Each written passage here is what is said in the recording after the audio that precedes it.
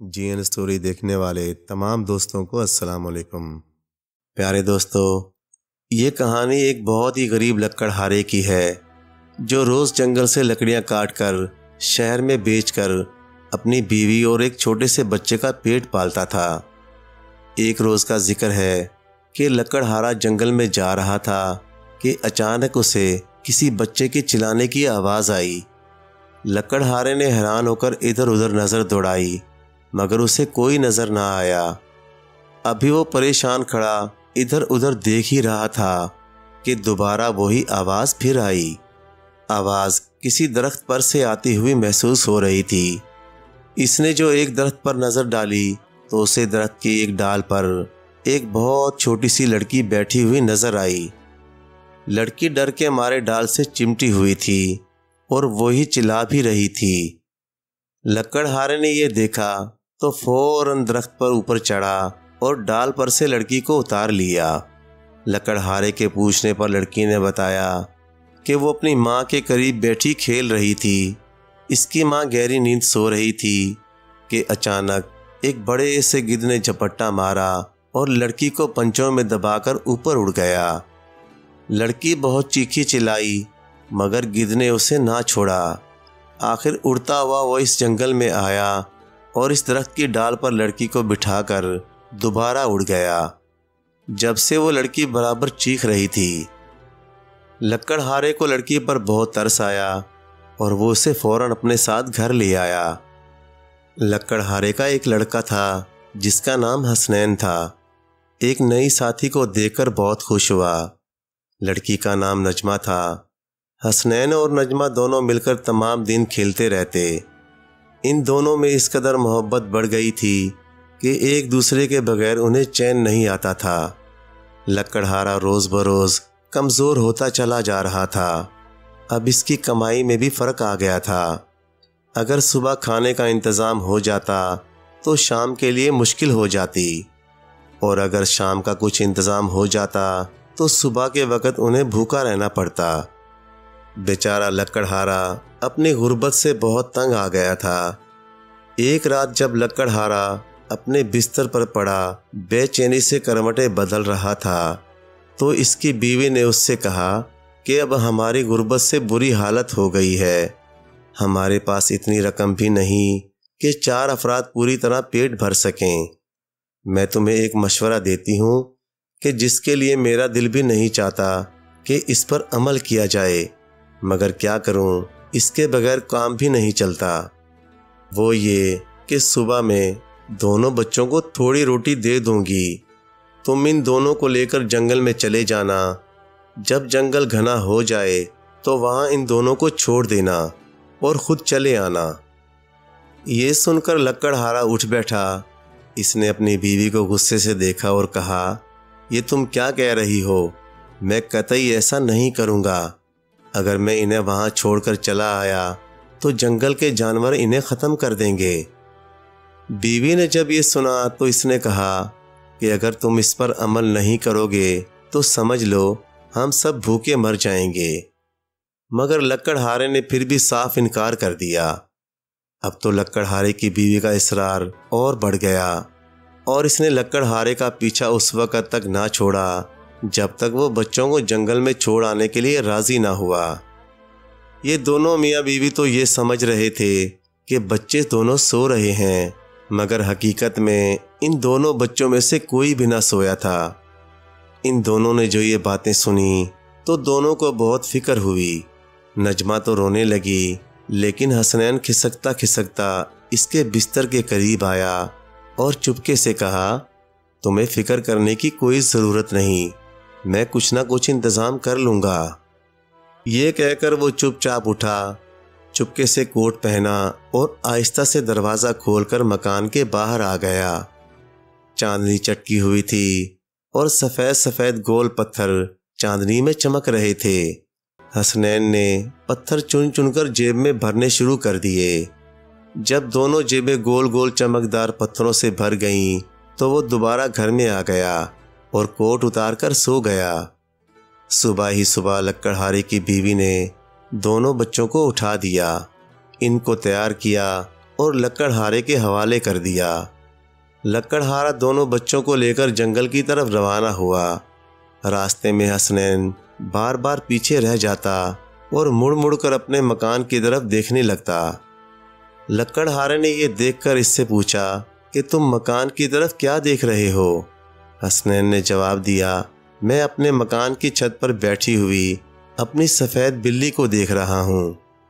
لکڑہارے نے جب مکان کی طرف دیکھا تو وہاں کچھ بھی نظر نہ آیا۔ اس نے حسنین سے کہا، چل بے وقوف، وہاں تو کچھ بھی نہیں ہے۔ لیکن حسنین نہ مانا، وہ برابر چلتے چلتے رکتا اور پیچھے مڑ کر دیکھنے لگتا۔ دراصل حسنین اسی بہانے پیچھے رہنا چاہتا تھا تاکہ اس کا باپ اسے گول گول پتھر جو اس کی جیب میں بھرے ہوئے تھے گراتے ہوئے نہ دیکھ لے۔ اسی طرح حسنین پتھر گراتا ہوا لکڑہارے کے پیچھے پیچھے چلتا رہا۔ چلتے چلتے آخر تینوں گھنے جنگل میں پہنچ گئے۔ ایک جگہ رک کر لکڑہارے نے سوکھی سوکھی لکڑیاں جمع کیں اور ان میں آگ لگا کر دونوں بچوں سے کہا، تم دونوں آگ تاپو، میں جنگل سے لکڑیاں جمع کرتا ہوں۔ دونوں بچے آگ کے قریب بیٹھ گئے۔ تھوڑی دیر کے بعد رک رک کر انہیں دور سے کلہاڑے کی آوازیں بھی آنے لگیں۔ وہ دونوں لکڑہارے کا انتظار کرتے رہے۔ انتظار کرتے کرتے دوپہر کا وقت آن پہنچا۔ دونوں نے گھر سے لائی ہوئی روٹی نکالی اور کھانا شروع کر دیا۔ روٹی کھا کر وہ پھر آگ کے قریب آ کر بیٹھ گئے اور آپس میں باتیں کرنے لگے۔ کلاڑے کی آواز اب بھی برابر آ رہی تھی، اس لیے دونوں کو اطمینان تھا۔ جب انتظار کرتے کرتے شام ہو گئی اور لکڑہارا واپس نہ آیا تو اب دونوں کو پریشانی ہونے لگی۔ نجمہ تو پریشان ہو کر رونے بھی لگی، مگر حسنین کیونکہ مرد تھا اس لیے اس میں ہمت زیادہ تھی۔ اس نے نجمہ کو کہا، تم مت رو اور چاند نکلنے کا انتظار کرو، اس کے بعد میں کچھ کروں گا۔ نجمہ خاموش ہو گئی اور دونوں چاند کے نکلنے کا انتظار کرنے لگے۔ جب چاند پوری طرح نکل آیا تو حسنین نے نجمہ کا ہاتھ پکڑا اور زمین پر دیکھتا ہوا ایک طرف روانہ ہوا۔ زمین پر حسنین کے پھینکے ہوئے سفید پتھر چاندنی میں چمک رہے تھے۔ انہی پتھروں کی مدد سے وہ اپنے گھر کی طرف روانہ ہو گئے۔ تھوڑی ہی دور جا کر دیکھا کہ ایک درخت کے ایک ٹہنے سے دوسرا ٹہنا اس طرح بندھا ہوا ہے کہ جب ہوا چلتی تو وہ ہلتا اور درخت کے تنے سے ٹکرا کر اس طرح آواز پیدا کرتا کہ جیسے کوئی لکڑیاں کاٹ رہا ہے۔ یہ لکڑہارے کی حرکت تھی۔ اب اس آواز کا راز ان کی سمجھ میں آ گیا تھا۔ دونوں بچے پتھروں کی مدد سے راستہ طے کرتے رہے اور صبح ہوتے ہوتے اپنے مکان پر پہنچ گئے۔ لکڑہارے کی بیوی ان دونوں کو واپس آتا دیکھ کر بہت غصہ ہوئی، مگر کیا کر سکتی تھی، خاموش رہی۔ کچھ عرصے کے بعد ایک رات کو حسنین اور نجمہ نے پھر اس کو لکڑہارے سے لڑتے ہوئے دیکھا۔ دونوں بچے خاموش پڑے رہے۔ لکڑہارے کی بیوی لکڑہارے سے کہہ رہی تھی، ایک دفعہ تو یہ دونوں واپس آ گئے، خیر اچھا ہوا، مگر اب گھر میں کچھ کھانے کے لیے نہیں ہے۔ روز یہی ہوتا ہے، مجھے ایسا نظر آتا ہے کہ یہ دونوں بھوک سے مر جائیں گے، میں یہ نہیں دیکھ سکتی۔ میرے پاس تھوڑی سی روٹی ہے، یہ لے کر ان دونوں کو تم اس مرتبہ اور گھنے جنگل میں جاؤ اور چھوڑ کر واپس آ جاؤ۔ لکڑہارا یہ سن کر بہت رنجیدہ ہوا، مگر وہ انکار نہ کر سکا اور اس نے اقرار کر لیا کہ وہ ایسا ہی کرے گا۔ اس مرتبہ بھی حسنین نے روتی ہوئی نجمہ کو تسلی دی اور چپ چاپ اٹھ کر باہر جانے لگا، مگر یہ دیکھ کر اسے بہت افسوس ہوا کہ اس کی ماں نے دروازے میں تالا ڈال دیا تھا۔ پھر بھی اس نے نجمہ کو تسلی دی اور کہا کہ تم آرام سے سو جاؤ، سب کچھ ٹھیک ہو جائے گا۔ دوسری صبح اس کی ماں نے دونوں بچوں کو پھر تیار کیا اور روٹی ان کے ہاتھ میں تھما کر لکڑہارے کے حوالے کر دیا۔ حسنین اس بار بھی پیچھے پیچھے چل رہا تھا اور اپنے حصے کی روٹی کے چھوٹے چھوٹے ٹکڑے کر کے راستے میں ڈالتا جا رہا تھا۔ چلتے چلتے جب وہ بہت گھنے جنگل میں گئے تو لکڑہارا ایک جگہ رک گیا اور ان سے یہ کہہ کر کہ وہ وہاں کھیلیں، شام کو چلتے وقت وہ ان کو ساتھ لے جائے گا، اور یہ کہہ کر وہ ایک طرف چل دیا۔ دونوں بچے کھیل میں لگ گئے۔ دوپہر کو حسنین نے نجمہ کی روٹی میں آدھا حصہ لیا کیونکہ اپنے حصے کی روٹی کے ٹکڑے وہ راستے میں ڈال آیا تھا۔ روٹی کھا کر دوبارہ دونوں کھیل میں لگ گئے۔ جب شام ہو گئی تو نجمہ پھر رونے لگی، مگر حسنین نے اس دفعہ بھی اس کو دلاسا دیا اور چاند نکلنے کا انتظار کرنے لگا۔ جب چاند نکل آیا اور اچھی خاصی روشنی ہو گئی تو اس نے اپنی روٹی کے ٹوٹے ہوئے ٹکڑوں کو تلاش کرنا شروع کر دیا، مگر وہ ہوتے تو ملتے، وہ تو کب کے پرندوں نے کھا لیے تھے۔ اب تو حسنین بھی پریشان ہو گیا، لیکن ہمت پھر بھی نہ ہاری اور راستہ تلاش کرتا رہا۔ کافی دیر تک تلاش کرنے کے باوجود جب راستہ نہ ملا تو ان کی ہمت جواب دے گئی۔ وہ دونوں تھک بھی بہت گئے تھے، اس لیے ایک جگہ دونوں لیٹ گئے اور تھک کر سو گئے۔ دوسرا روز بھی راستہ تلاش کرنے میں ہی گزر گیا، مگر راستہ ملنا تھا نہ ملا۔ اس طرح شام ہو گئی۔ تھکن اور بھوک سے ان کا برا حال ہو گیا تھا۔ تیسرے دن دوپہر کے قریب وہ لڑکھڑاتے ہوئے آگے بڑھ رہے تھے کہ انہیں جنگل میں ایک بہت عجیب سی جھونپڑی نظر آئی، جس کی دیواریں ڈبل روٹی کی، چھت کیک کی اور دروازے کھڑکیوں پر شیشے کی جگہ شکر کی پلیٹیں لگی ہوئی تھیں۔ اس جھونپڑی کو دیکھ کر دونوں کی بھوک اور بڑھ گئی۔ حسنین نے نجمہ سے کہا کہ اب ہم دونوں مل کر خوب پیٹ بھر کر اس کو کھائیں گے۔ نجمہ نے یہ سن کر جیسے ہی دروازے کی طرف ہاتھ بڑھایا، کہیں سے کھٹ کھٹ کی آواز آئی اور ساتھ ہی کسی نے کہا، یہ کیسی آواز ہے؟ ادھر کون ہے؟ بچے پہلے تو سہم گئے، مگر جب تھوڑی دیر تک کوئی بھی نظر نہ آیا تو انہوں نے ہمت کر کے کھانا شروع کر دیا۔ کھانا ابھی ختم بھی نہیں ہوا تھا کہ دروازہ ایک جھٹکے کے ساتھ کھلا اور ایک بہت بوڑھی عورت اس میں سے نمودار ہوئی۔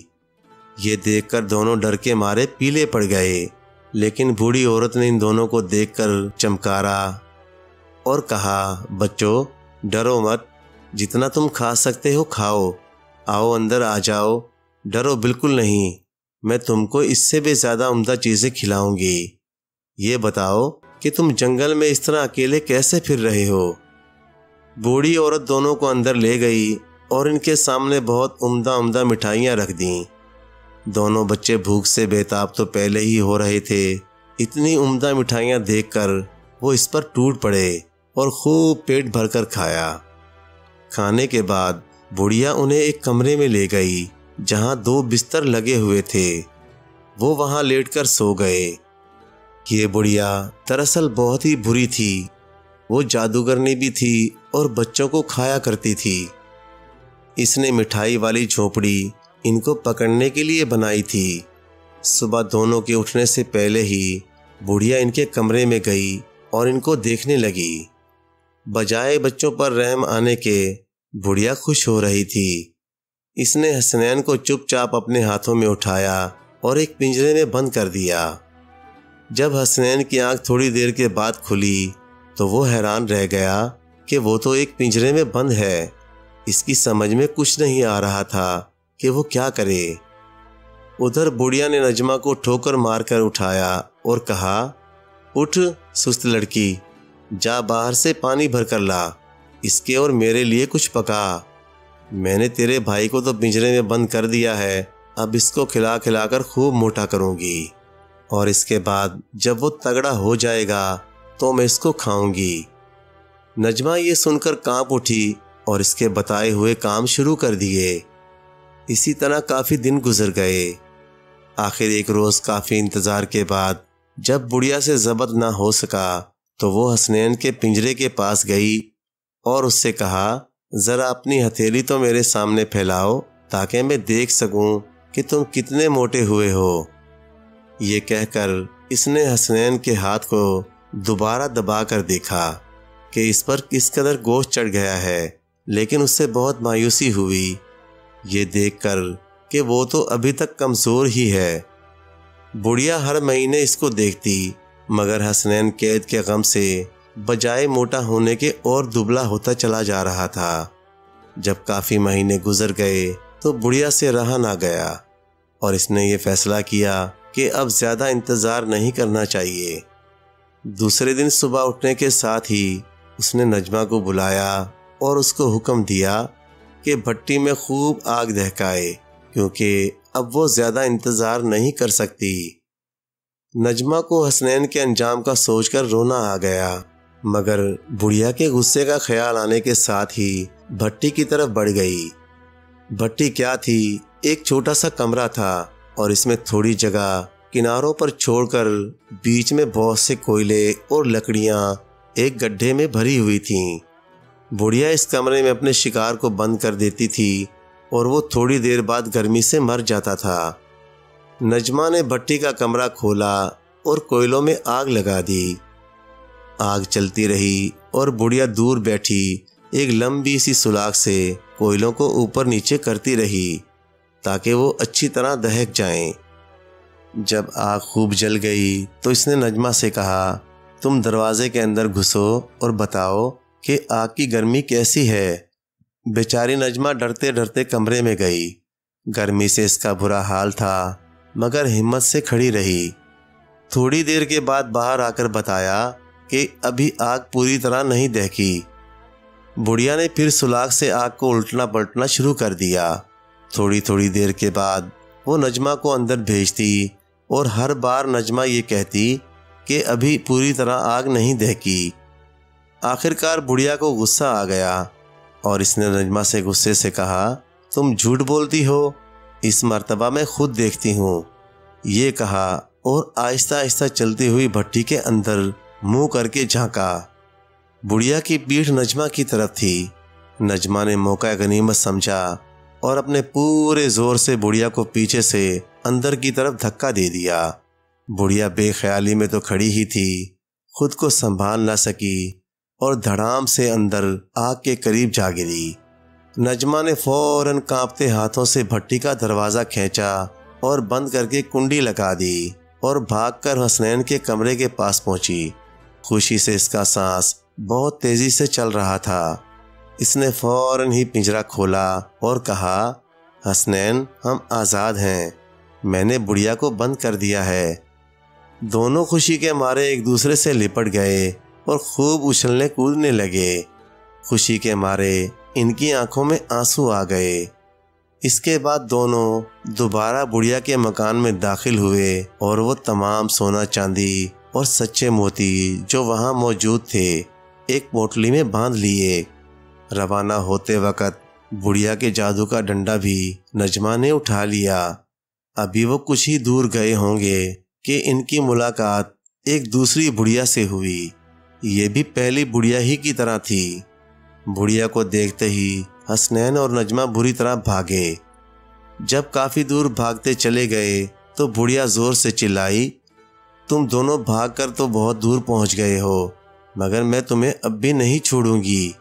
یہ کہہ کر بڑھیا نے اپنے جادو کے جوتے پہن لیے اور ان جوتوں کی یہ خاصیت تھی کہ ایک قدم میں وہ کئی میل کا سفر طے کرا دیتے تھے۔ بڑھیا نے ایک قدم بڑھایا اور ان کو جا لیا۔ نجمہ نے جب دیکھا کہ جادوگرنی پکڑنے ہی والی ہے تو اس نے ڈنڈے کو حسنین سے چھو دیا۔ حسنین اسی وقت ایک جھیل بن گیا۔ نجمہ خود بطخ بن گئی اور جھیل کے کنارے تیرنے لگی۔ یہ دیکھ کر بڑھیا جھیل کے کنارے آ کر بیٹھ گئی اور بطخ کو روٹی پھینک پھینک کر ڈالنا شروع کر دی تاکہ وہ اس کے لالچ میں آ جائے، لیکن بطخ اس کے قریب نہ آئی۔ بڑھیا شام تک اسی کوشش میں لگی رہی۔ آخر شام کو تھک ہار کر ناکام اپنے گھر کی طرف روانہ ہو گئی۔ جب نجمہ کو اطمینان ہو گیا کہ بڑھیا اب واپس نہیں آئے گی تو اس نے خود کو اور حسنین کو ڈنڈے کی مدد سے اصلی شکل میں دوبارہ تبدیل کر لیا اور اپنا سفر شروع کر دیا۔ وہ دونوں تمام رات چلتے رہے اور جیسے ہی صبح ہوئی نجمہ نے خود کو ایک خوبصورت گلاس کے پھول میں تبدیل کر لیا جو ایک پودے میں لگا ہوا تھا، اور اس کے چاروں طرف ایک خاردار جھاڑی تھی۔ حسنین اس پودے کے قریب ہی بیٹھ گیا اور بانسری جو نجمہ نے ڈنڈے کو تبدیل کر کے بنائی تھی وہ بجانے لگا۔ ابھی اسے وہاں بیٹھے تھوڑی ہی دیر ہوئی تھی کہ وہی بڑھیا جادوگرنی اپنا روپ بدل کر وہاں پھر آن دھمکی۔ اسے معلوم تھا کہ گلاب کے پھول کی اصلیت کیا ہے۔ اس نے حسنین سے کہا، اچھے لڑکے، تم بانسری تو بہت عمدہ بجاتے ہو اور یہ پھول تو دیکھو کس قدر خوبصورت ہیں۔ اگر تم اجازت دو تو میں اسے توڑ لوں۔ حسنین نے ایک سیکنڈ تو سوچا، پھر بڑھیا سے کہا، ہاں ماں، تم یہ پھول توڑ لو۔ اتنی دیر میں تمہیں بانسری بھی سناؤں گا کیونکہ یہ تمہیں بہت اچھی لگتی ہے نا۔ جیسے ہی بڑھیا تیزی سے پھول کی طرف بڑھی، حسنین نے بانسری بجانا شروع کر دی۔ بانسری کی آواز کی تاثیر بھی بہت عجیب تھی۔ جیسے ہی بانسری کی آواز بڑھیا کے کانوں میں پہنچی، اسے ایسا محسوس ہوا جیسے کوئی اسے زبردستی نچا رہا ہے۔ بڑھیا نے اپنے آپ پر قابو پانے کی بہت کوشش کی مگر خود کو ناچنے سے نہ روک سکی اور حسنین کے سامنے بغیر رکے ٹھمک ٹھمک کر ناچنے لگی۔ حسنین نے بھی بانسری کو بجانا بند ہی نہ کیا، وہ برابر بانسری بجاتا رہا۔ بڑھیا کیونکہ جھاڑی کے درمیان ہی کھڑی ناچ رہی تھی، اس لیے اس کے کپڑے کانٹوں میں اٹک اٹک کر کرتا کرتا ہو گئے۔ کانٹوں نے اس کے جسم کو لہو لہان کر دیا۔ آخر بڑھیا بے دم ہو کر کانٹوں میں جا گری اور تھوڑی دیر کے بعد تکلیف سے اس نے دم توڑ دیا۔ بڑھیا کے مرنے کے بعد نجمہ دوبارہ اصلی شکل میں واپس آ گئی، لیکن وہ بری طرح تھک چکی تھی۔ بہت کوشش کے بعد بھی وہ آگے نہ بڑھ سکی۔ چلتے چلتے وہ بار بار گر جاتی۔ آخر حسنین نے اس سے کہا، نجمہ، تم یہاں ٹھہرو، میں بھاگ کر جاتا ہوں اور کسی کو مدد کے لیے لاتا ہوں۔ نجمہ نے کہا، میں یہاں ٹھہر جاتی ہوں، اتنی دیر میں تم جا کر مدد کے لیے کوئی انتظام کرو۔ تم میری بالکل فکر نہ کرو کیونکہ مجھے اب کوئی بھی نقصان نہ پہنچا سکے گا۔ میں خود کو ایک پتھر میں تبدیل کر لوں گی اور وہاں سامنے درخت کے نیچے تمہاری واپسی کا انتظار کروں گی۔ دیکھو، زیادہ دیر نہ لگانا۔ حسنین نجمہ سے جلدی آنے کا وعدہ کر کے آگے روانہ ہو گیا اور نجمہ پتھر بن کر اس کا انتظار کرنے لگی۔ حسنین کی ملاقات راستے میں ایک بہت ہی خوبصورت لڑکی سے ہوئی۔ لڑکی اس قدر خوبصورت تھی کہ حسنین نجمہ کو بھول گیا اور اس کے ساتھ چلا گیا۔ اب اس کے دل سے نجمہ کا خیال بالکل جاتا رہا۔ ادھر نجمہ کو جب حسنین کا انتظار کرتے کرتے کافی روز گزر گئے تو وہ بہت غمگین ہو گئی۔ وہ سمجھی کہ حسنین کو کوئی حادثہ پیش آ گیا ہوگا جب ہی وہ ابھی تک واپس نہیں آیا۔ یہ سوچ کر وہ پھوٹ پھوٹ کر رونے لگی۔ اس نے خود کو ایک پھول میں تبدیل کر لیا۔ اب اس نے سوچ لیا تھا کہ حسنین کے بغیر جینا بیکار ہے۔ وہ اسی طرح پھول بنی پڑی رہے گی اور کوئی راہ چلتا اس کو روند کر اس کی زندگی ختم کر دے گا۔ اس طرح اسے غم سے نجات مل جائے گی۔ مگر خدا کو کچھ اور ہی منظور تھا۔ ہوا یہ کہ ایک گڈریے کا ادھر سے گزر ہوا۔ اس کی نظر جو پھول پر پڑی اسے وہ بہت خوبصورت معلوم ہوا اور اسے توڑ کر گھر لے آیا۔ گھر آ کر اس نے پھول کو ایک چھوٹے سے ڈبے میں رکھ دیا اور خود سے کہا، اس سے پہلے میں نے اس قدر خوبصورت پھول کبھی نہیں دیکھا تھا، اس لیے یہ لے آیا ہوں۔ اب اسے سنبھال کر رکھوں گا۔ رات کا وقت تھا اس لیے وہ فوراً ہی سو گیا۔ صبح جب وہ اٹھا تو مکان کی کایا ہی بدلی ہوئی تھی۔ اسے بہت حیرانی ہوئی، اس لیے کہ اسے پورا گھر صاف ستھرا نظر آیا۔ ہر چیز کرینے سے سجی ہوئی تھی۔ جب باورچی خانے میں ناشتہ تیار کرنے داخل ہوا تو وہ حیران رہ گیا۔ چولہے میں آگ جلی ہوئی تھی اور چائے کا پانی کیتلی میں آگ پر رکھا ہوا تھا۔ خیر، جلدی جلدی اس نے چائے بنائی، ناشتہ کیا اور اپنے کام پر روانہ ہو گیا۔ دوپہر کو جب وہ دوبارہ گھر آیا تو اس کی حیرانی اور بڑھ گئی۔ کمرے میں صاف دھلا ہوا دسترخوان بچھا ہوا تھا اور اس پر گرم گرم کھانا تیار رکھا تھا۔ ایسا معلوم ہوتا تھا جیسے ابھی ابھی کوئی دسترخوان لگا کر گیا ہے۔ اس کی سمجھ میں نہیں آ رہا تھا آخر یہ کس طرح ہو رہا ہے۔ پورے گھر میں سوائے اس کے اور کوئی تھا بھی نہیں، حالانکہ اس کا تو سارا کام خود ہی ہو رہا تھا، مگر اس نے دل میں سوچا کہ اس بات کا کھوج لگایا جائے۔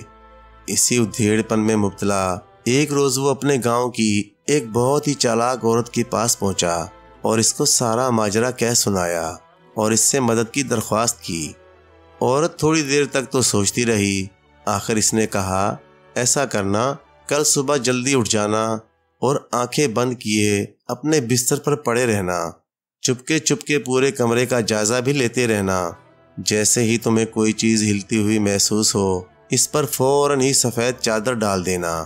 اگر کوئی جادو ہوگا تو وہ فوراً ہی ختم ہو جائے گا اور حقیقت تمہارے سامنے آ جائے گی۔ گڈریا یہ سن کر گھر آ گیا اور سو گیا۔ صبح ہی صبح اس کی آنکھ کھل گئی، مگر وہ اٹھا نہیں اور چپ چاپ بنا پڑا رہا۔ تھوڑی دیر کے بعد ہلکی سی کھٹ کی آواز آئی۔ گڈری نے آواز کی طرف گردن پھیری تو اس نے دیکھا کہ پھول والے ڈبے کا ڈھکنا کھلا اور اس میں سے پھول اچھل کر باہر آ گرا۔ گڈریا یہ دیکھ کر پہلے تو ایک دم ڈر گیا، مگر پھر ہمت کر کے جلدی سے اٹھا اور ایک سفید چادر پھول پر ڈال دی۔ چادر کا پھول پر پڑنا تھا کہ نجمہ اپنی اصل شکل میں اس کے سامنے کھڑی تھی۔ اس کی خوبصورتی دیکھ کر گڈریا بہت حیران ہوا اور اس سے پوچھا، یہ کیا ماجرا ہے؟ نجمہ نے اپنی تمام رام کہانی گڈریے کو سنا دی۔ گڈریے کو بہت افسوس ہوا۔ آخر اس نے نجمہ سے کہا، تم مجھ سے شادی کر لو، میں تمہیں بہت آرام سے رکھوں گا۔ نجمہ نے جواب دیا، نہیں، اب میں حسنین کے سوا کسی سے بھی شادی نہیں کروں گی۔ یہ سن کر گڈریا خوش ہو گیا۔ دن گزرتے رہے۔ ادھر حسنین جس لڑکی کے ساتھ رہ رہا تھا، اس کے ساتھ اس کی شادی طے ہو گئی۔ اس جگہ کی رسم تھی کہ وہاں کی تمام لڑکیاں ایک جگہ جمع ہو کر دلہا دلہن کی تعریف میں ایک گانا گاتی تھیں۔ ادھر نجمہ کو جب یہ معلوم ہوا کہ یہ وہی حسنین ہے اور اس کو بھول چکا ہے تو غم کے مارے اس سے اپنا دل ڈوبتا ہوا محسوس ہوا۔ شادی کے دن اسے بھی تمام لڑکیوں کے ساتھ جانا پڑا۔ وہاں وہ سب لڑکیوں کے پیچھے چھپ کر کھڑی ہو گئی تاکہ حسنین کی نظر اس پر نہ پڑے۔ ایک ایک کر کے سب لڑکیاں گا چکیں اور اب نجمہ کی باری تھی۔ نجمہ نے اپنا منہ دوپٹے میں چھپا لیا اور بہت غمگین آواز میں گانا شروع کیا۔ جیسے ہی حسنین کے کانوں میں نجمہ کی آواز پہنچی، اسے ایک دم نجمہ کا خیال آیا۔ وہ چلا پڑا، یہ تو نجمہ کی آواز ہے، میں اسے کبھی بھول نہیں سکتا۔ ایک ایک کر کے تمام خیالات اس کے دماغ میں آنے لگے اور اس نے چلا کر کہا، میری بیوی یہ ہے، میں اسی سے شادی کروں گا۔ سب لوگ حیران تھے۔ جب حسنین نے اپنی پوری کہانی سنائی تو سب بہت متاثر ہوئے اور اس طرح نجمہ اور حسنین کی شادی ہو گئی۔ اس کے بعد وہ دونوں ہنسی خوشی رہنے لگے۔ پیارے دوستو، کہانی اچھی لگے تو لائک کریں، چینل کو سبسکرائب کر دیں اور مزید اسی طرح کی قصے کہانیاں دیکھنے کے لیے دیکھتے رہیں جی این اسٹوری ٹی وی۔ جزاک اللہ۔